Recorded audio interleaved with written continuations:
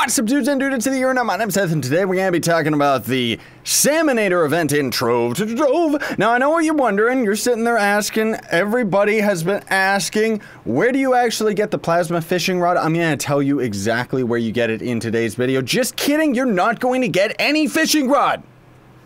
There are some plasma fish in the game, but you just get them out of this event. So I called it. Even though I didn't actually talk about it in a video, I did call it behind the scenes. When I saw this event was saying save the future, solve the mystery of plasma fishing. I don't know why I said mystery all weird. I said all weird again. But in any case, yeah, this is just going to be a standard event quest. You're not going to end up actually getting any plasma fishing done. And I have a couple speculations of how plasma fishing is going to be incorporated.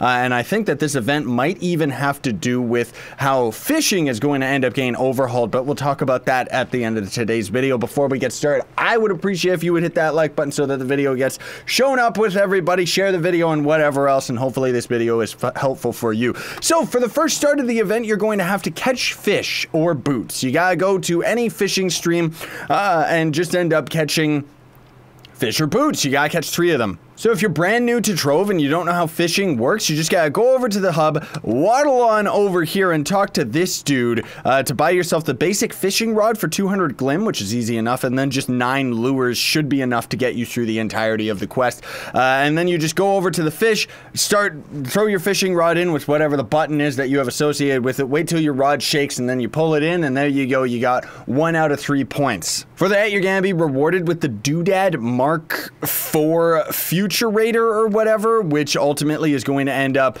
being an item that you put on your hotbar and throw on the ground, and it's going to create this right here, an adventure portal that lasts for 60 seconds only. That's just the standard despawn rate for anything that's out in the world, so you want to try and get inside the portal as soon as possible. Now, I do want to point out as well that if you don't actually enter the portal and you throw down all 3 of your doodads, you're gonna pretty much be screwed unless you can join somebody else's portal. You're not going to be able to complete this quest. Like, seriously, it's kind of gross. So this part of the quest is a little bit weird in its explanation. You're gonna end up being in this gigantic infinite scape of just neon biome, right? But it's kind of all red and evil. This is gonna be the only dungeon that you can see. Usually there's gonna be one right by the spawn.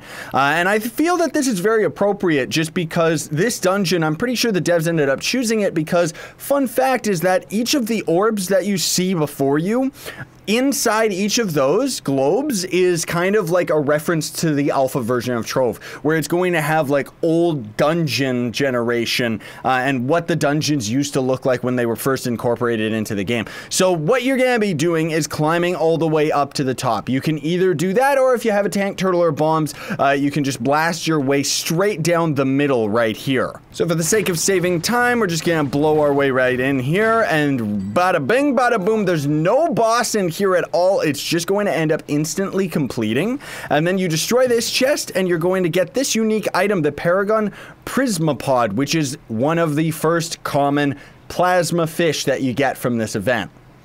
So sorry to disappoint, folks. The devs were very misleading with everything. Plasma fishing is not a thing. It's probably only going to be a thing next year, honestly speaking. For that part of the quest, you're going to be rewarded with 10 dragon coins. And then up next, you have to defeat Saminators in the permafrost. So you got 2 options. If you're in a club world, you're gonna end up going to the Permafrost World Adventure Portal, or if you're just going to the hub and you're not in a club world, you're just gonna end up going to the Permafrost at the Trovian Atlas. Inside that world, you're just going to find these little parrot dudes that are just gonna be random enemies you find out in the world. It's not too difficult to actually get them, and you're gonna have to kill 3 of them in order to get yourself a double experience potion.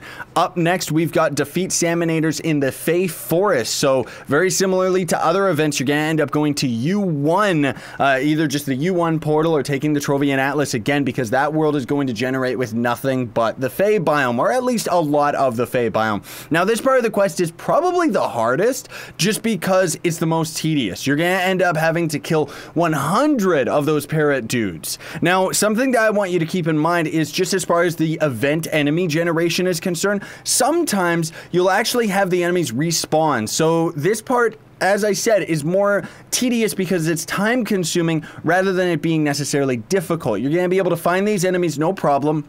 And you might even be able to just go in circles for like 10, 20 minutes, killing the same enemies over and over as they keep respawning. That's what I ended up doing. And then you're going to end up getting 3 empowered gem boxes as a reward for that. Then once again, you're going to have to catch yourself 5 different fish or boots. It doesn't have to be different fish. It can go ahead and just be the same one. But again, you're just going to go and start using your fishing rod. This is why I told you to get 9 fishing lures, right? So once you end up doing that part of the quest, you're going to get yourself a Regeminator, which is, I guess, as useless as this part of the quest is easy. So it's an appropriate reward, I suppose. And this is the part of the quest that gets very, very confusing for most people, because the quest tells you to defeat a Grok the Green, which is going to be a green-themed parrot enemy.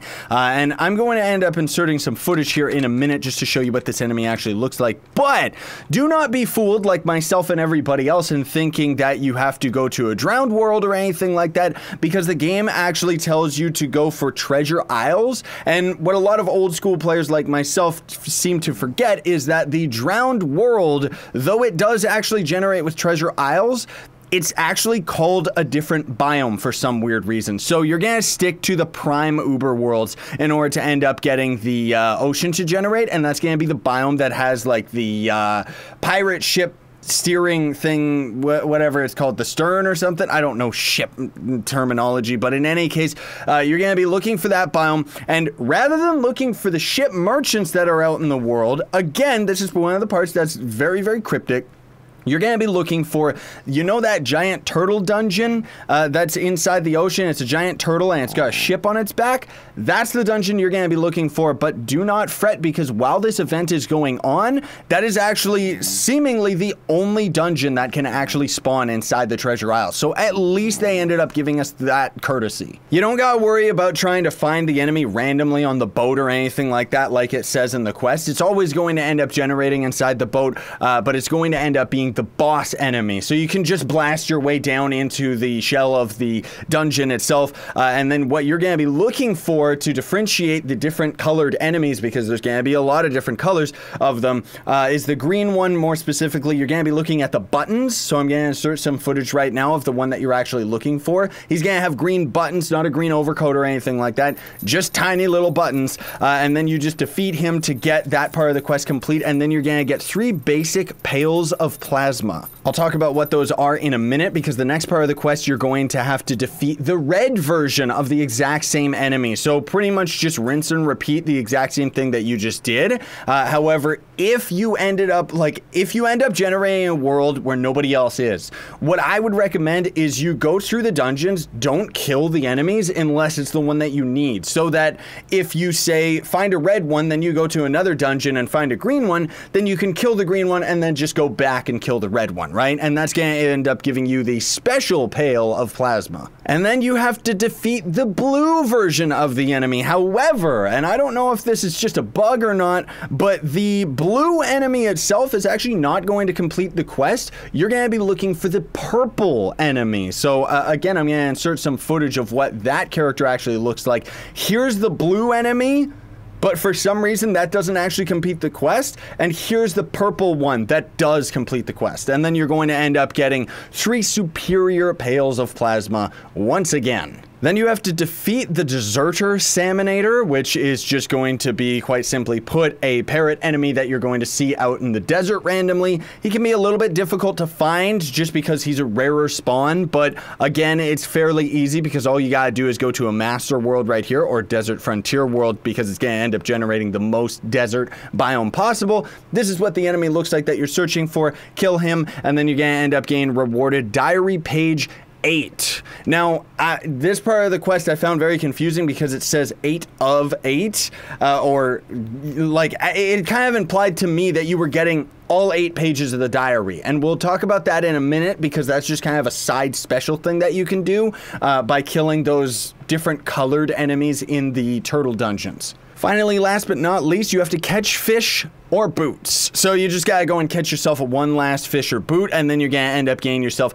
25 diamond dragonite. So I'm gonna insert some footage again right here, folks. This is what the buckets are going to end up looking like. You just put them onto your hotbar or just click them in your inventory, and they're going to be a loot chest that you open that for some strange reason has karma, even though you can't actually farm them. I'll talk about that more in a minute. But you're going to end up opening all your boxes, and more than likely you're going to end up getting the exact same 3 plasma fish that you saw me just get in the video. So the whole point of this quest is you're going to end up gaining some mastery from those extra plasma fish. However, one thing that I find very, very disappointing about this quest in general, just because of the way that it works, is that the bronze neon drumfish and the carmentine crabfish are going to actually be very, very rare drops out of those buckets that you can't farm, because you only get a total of 9 of each of the buckets, you know, or not each of them, but 9 total throughout the entire quest, and you can't actually grind or farm them in any way, shape, or form. That's it. So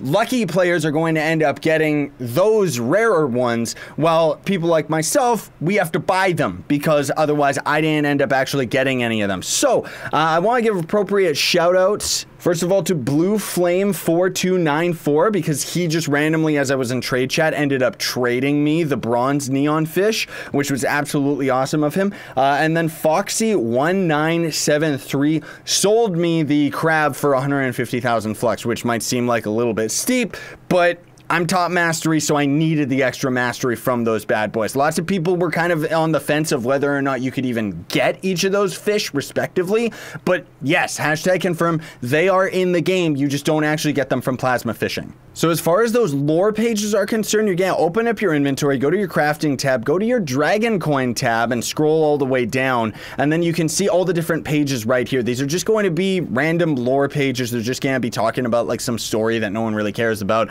but maybe you want to actually go out of your way to farm all of the pages. I farmed 1, 2, and 3 in no problem. I got them in like 20 or 30 minutes, and then for some reason I farmed for like over an hour and I never got another page. So I'm pretty sure you can't get duplicates. You can only get one of each page, but I don't know how the rarity and how the drop chance of them actually ends up working, that I could get all the way up to the final page, right? Like, it just doesn't really make that much sense to me. I guess this is all talking about like plasma fishing and junk like that, but honestly, who cares? So speaking of speculation as to how the fishing is going to be working out, I wanted to tell you all that I have a suspicion that these buckets are going to end up being the new method for fishing when the fish update ends up coming out. I could be dead wrong about it. Again, this is just me speculating here, but just based on the way that these boxes work and the fact that they actually have 70 of them that you have to unbox in order to trigger karma, tells me that maybe this is going to be the new method for fishing, and it would make sense to me, because then, you know, they would probably overhaul all of the current fish so that instead of actually getting the rare fish, you would just end up getting a bucket.